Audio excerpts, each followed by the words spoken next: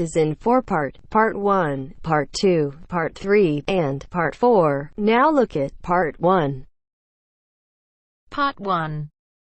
What have you been up to? I've just been to a tutorial.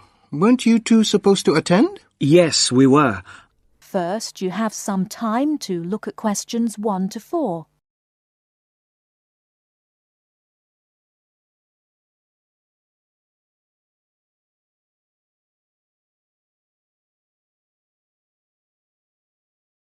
Now we shall begin. You should answer the questions as you listen, because you will not hear the recording a second time. Listen carefully and answer questions 1 to 4. Hi there, Sang-min.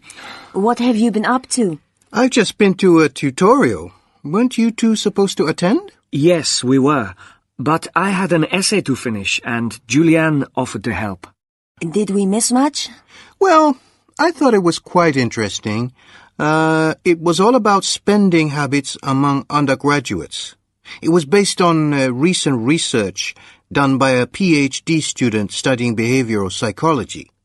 Oh, yes.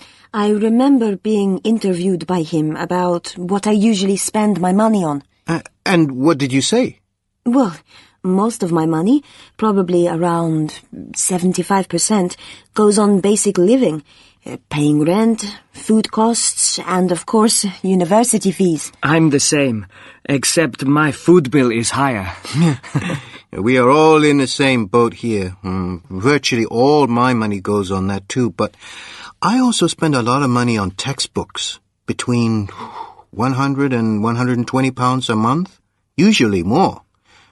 Realistically, it's closer to 150 pounds. That explains why you get such good marks.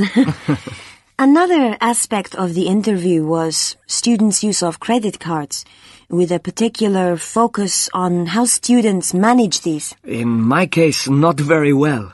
I always end up spending more than I plan to. It's too easy to use. Surely that must be the point, that students are given credit cards too easily before they've learned how to use them. And the number of credit cards some students get, it's frightening. The average is about 3 cards. Not only cards. Students need to learn how to manage money too. And this is what the interviews meant to find out.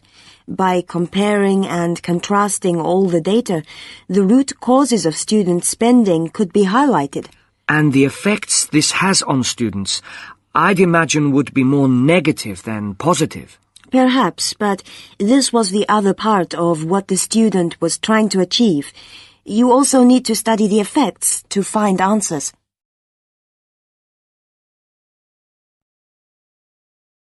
Before you hear the rest of the conversation, you have some time to look at questions 5 to 10.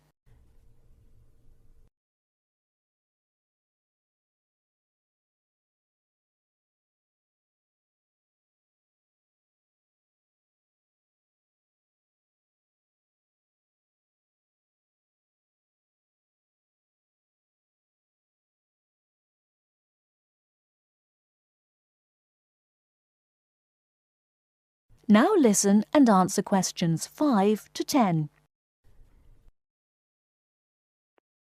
But I think it all goes back to how we were taught to manage money when we were children. That's true. Our behavior now is closely related to the childhood environment and what we learned from that. But how far back should we go?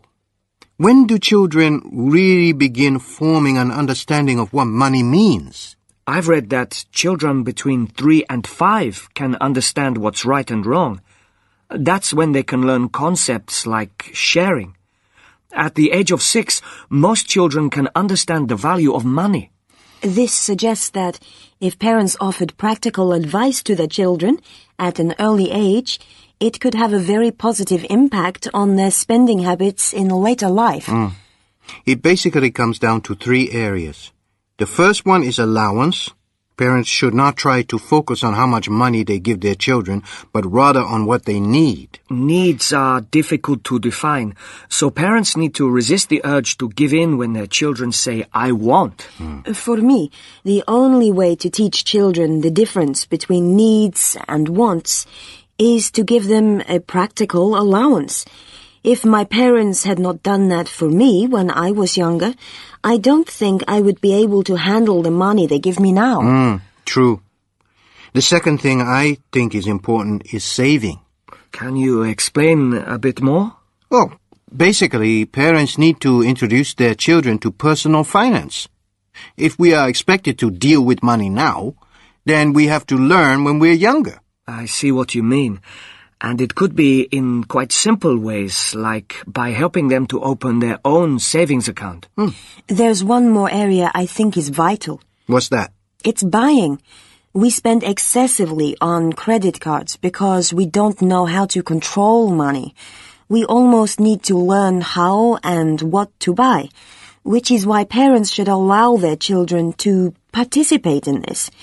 If they want something expensive, like a new pair of trainers, then they could be encouraged to save a bit of their allowance. And parents could also promise to help by saying that they will pay the rest if the child, at the end of their period of saving, still does not have enough.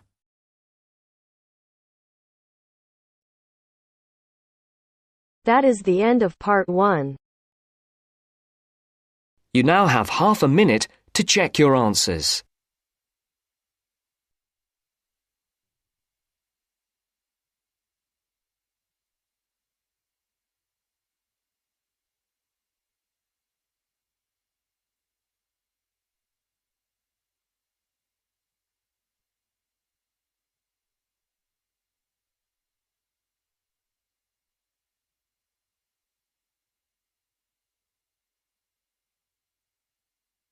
Now turns to part 2. Part 2. You will hear a male student talking to a union representative about placing an advertisement to sell a laptop. First, you have some time to look at questions 11 to 15.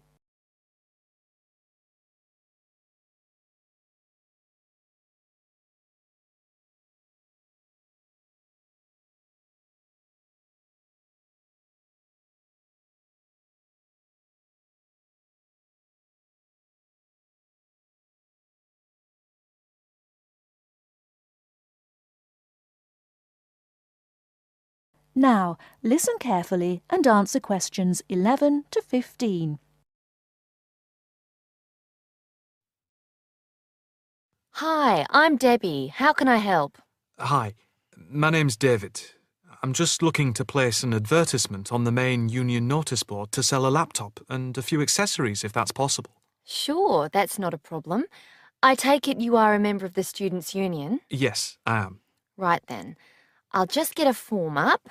And as there is no one around and it looks as if it's going to be quiet for a while, I'll just type the details straight into the computer for you.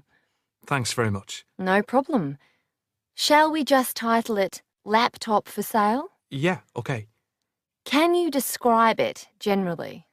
Well, it's in very good condition.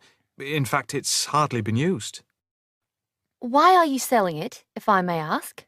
Well, I've got another one which is much lighter, and I don't really need two. I see. What weight is the one you're selling? It's 3.5 kilograms. That is heavy these days. Can you give more details about the one you want to sell? Right. Well, it's an Allegro, and it's got all the latest programs. Okay. What about the memory? The memory is only 0.5 gigabytes. And what about the screen size and the other features? Oh, well, the screen is, let's see, it's 37.5 centimetres with a standard-size keyboard and a touchpad. But I've got a cordless mouse that I can put in with it if necessary. Well, some people don't like using a touchpad. What about ports or holes for attaching things to the laptop? It's got 2 ports. More modern laptops have more than 2 ports for all the extra attachments. They do. Let's see, what else is important? Oh yeah, the battery lasts for 2.5 hours, which is okay, but not enough for long train journeys. But one thing is that it's not wireless. Right, okay, not wireless.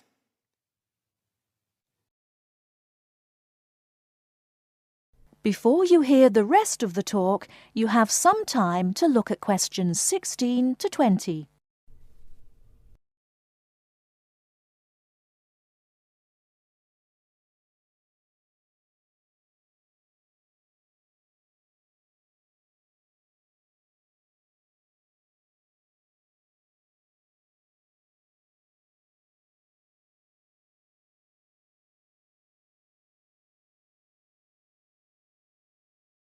Now listen and answer questions 16 to 20.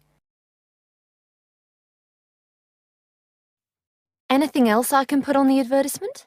There's a webcam built at the top of the screen, and I can throw in a printer, a scanner, and headphones, which I got with it in a special deal.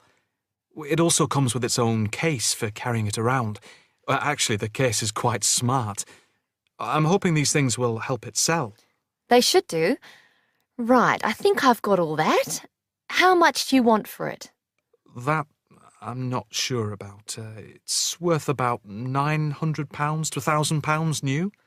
Yeah, but you won't get that much if it's used, and even if it's in good condition. What about £500? I doubt if you'd get as much as that. More like £200 or £300.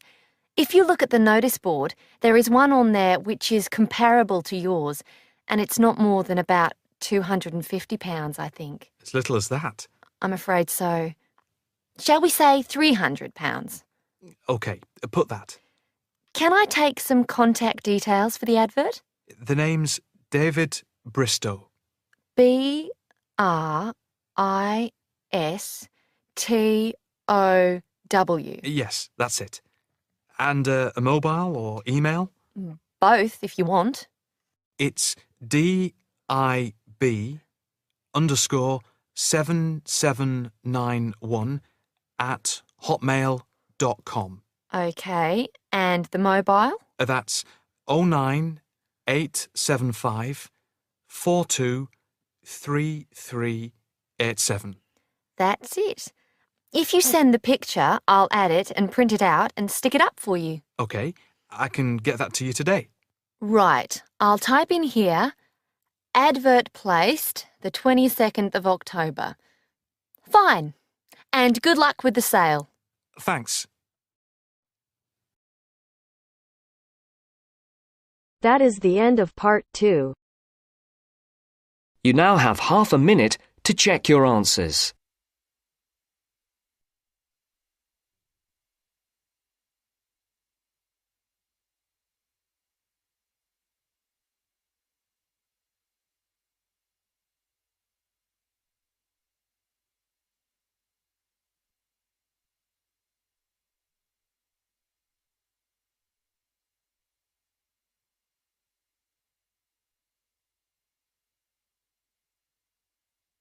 Now turns to part 3.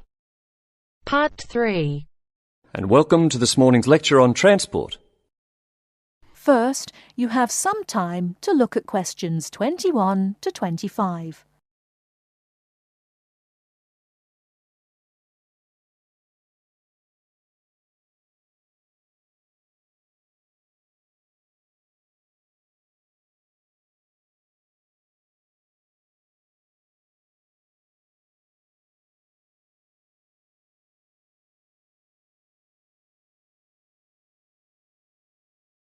Now listen carefully and answer questions 21 to 25.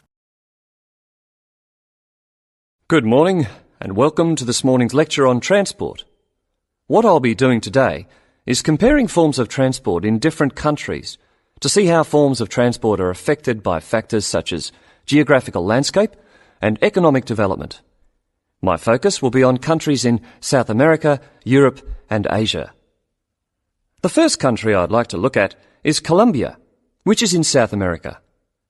This is a country where geography plays an important role. Due to the huge amount of mountains and forests in this country, travelling by air is crucial. I don't know if many of you realise this fact, but Colombia was the first country to establish a commercial airline, and in so doing they made aviation history. Today, there are more than 400 airports in Colombia for domestic flights, which highlights the point I made earlier that air travel is a vital means of transport in this country. Colombia also has a road network of about 48,000 kilometres linking Colombia to Venezuela and Ecuador. Transport by road is important for trade as well as tourism. Apart from this, there is also a railway system, but it is in need of modernisation. The other means of transport is by steamers, with the Magdalena being the main waterway. Now let's turn to Colombia's neighbour, Venezuela. Once again, we see that internal flights are an important means of transport, as like Colombia, Venezuela has remote areas where flying is the easiest means of travelling from A to B. Trains are not popular, and most of the railway lines are in the highlands, as this is where the iron ore mines are. Trains are an efficient means of transporting the iron ore from the mines to the factories. Thus we can see how transport and the economy are interrelated. Ships are also used extensively in this country, and there are many ports, the main seaports being Puerto Cabello and Guanta. Turning now to Europe. Belgium is a country that boasts one of the most compact railway systems worldwide. Inland waterways, or canals, are also an important means of transport, transporting both freight and people. Belgium also has the third largest seaport in the world, namely Antwerpen. Air travel is also important, although this is not linked to geographical terrain, as is the case in the South American countries we've already looked at. Next, I'd like to look at the United Kingdom. Like Belgium, the UK has inland waterways around 4,000 kilometres, yet only about 17% of these are used for commercial transport. The main inland port is Manchester, and the chief seaport is London, with Southampton taking second place. Air travel is extensive in this country, and there are around 150 airports, the most famous being Heathrow. However, about 90% of passengers in the UK travel by road.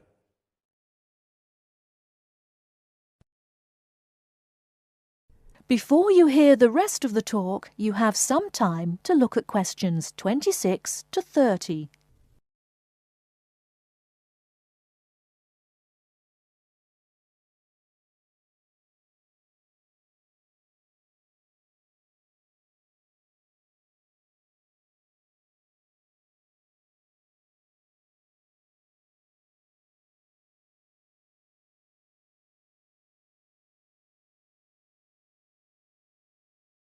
Now listen and answer questions 26 to 30.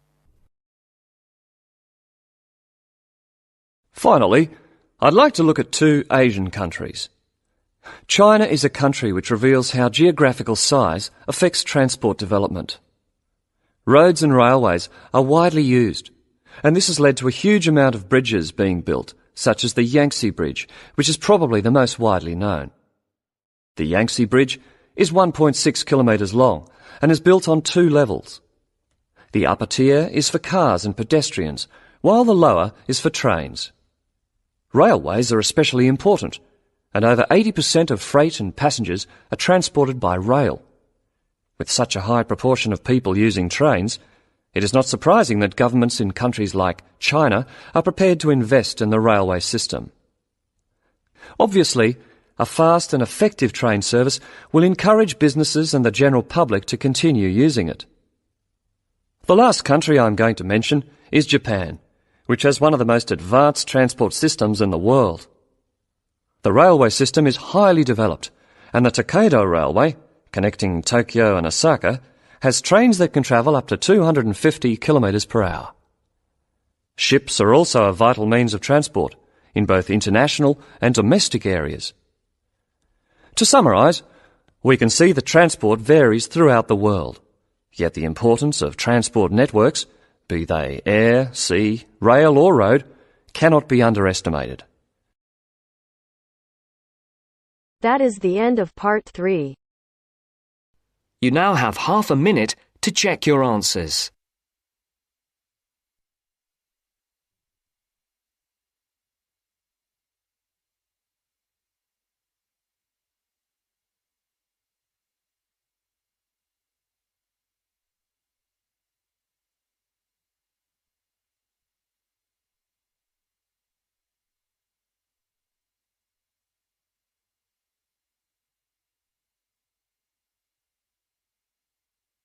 Now turns to Part 4.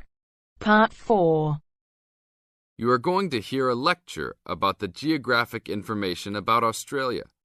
You now have some time to read questions 31 to 40.